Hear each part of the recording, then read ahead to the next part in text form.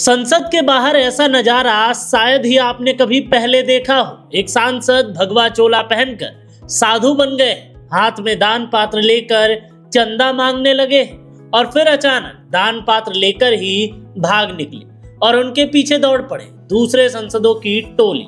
यह पूरा घटनाक्रम संसद परिसर के बाहर हुआ, जिसका मकसद था राम मंदिर के कथित चढ़ावे चोरी के मुद्दे पर विरोध करना।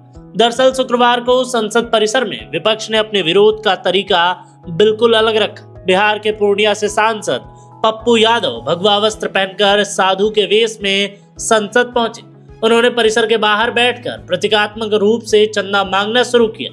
उनके इस प्रदर्शन में लोकसभा में नेता प्रतिपक्ष राहुल गांधी, प्रियंका गांधी वाड्रा, डिम्पल यादव, अयोध्या से सांसद अवधेश प्रसाद समेत कई विपक्षी सांसद शामिल हुए। समाजवादी पार्टी के सांसदों ने भी इस प्रदर्शन में भाग लिया और सरकार के खिलाफ नारेबाजी की।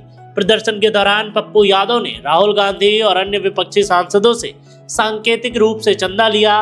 इसके बाद उन्होंने दान पात्र उठाया और भागने का अभिनय किया ताकि बाकी विपक्षी सांसद उनके पीछे दौड़ पड़े और उन्हें पकड़ने की कोशिश कर और पिटाई तक का अभिनय किया गया। यह पूरा घटनाक्रम पहले से तय प्रदर्शन का हिस्सा था, जिसके जरिए विपक्ष राम मंदिर के चढ़ावे में कथित चोरी और हेराफेरी का आरोप उठाना चाहता था। विपक्ष का कहना है कि इस मुद्दे की निष्पक्ष जांच होनी चाहिए और चढ़ावे से जुड़े पूरे मामले को सार्वजनिक किया जाना चाहिए। वहीं सरकार की ओर से इसे सनातन धर्म का अपमान बताया गया है। संसद के बाहर हुआ यह अनोखा प्रदर्शन अब राजनीतिक बहस का नया विषय बन गया है। किसी ने इसे रचनात्मक विरोध बताया तो किसी ने इसे संसद के गरिमा के खिलाफ। अब देखना होगा कि यह मुद्दा संसद के भीतर और बाहर आने वाले दिनों में किस तरह राजनीतिक रंग लेता है।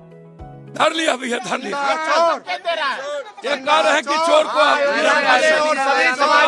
फांसी का नहीं छोड़े। इनको सभी समाजवादी सांसदों ने पकड़ लिया। ये एक तरह की जो अयोध्या की घटनाएं हैं, जो श्रद्धालु चढ़ावा चढ़ाने गए उनको रसीदें नहीं दी गई, दान पात्र में जाने से पहले जेबों में भर ली गई।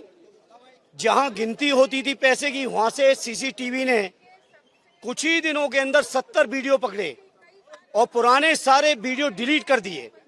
ये तो एक सिंबॉलिक हम लोगों ने प्रदर्शन किया कि कैसे अयोध्या में डकैती पड़ रही है। 2020 से जब से प्रभु श्री राम के मंदिर के निर्माण का ट्रस्ट बना है, तब से डकैती पड़ रही है और तभी से नहीं पड़ रही है।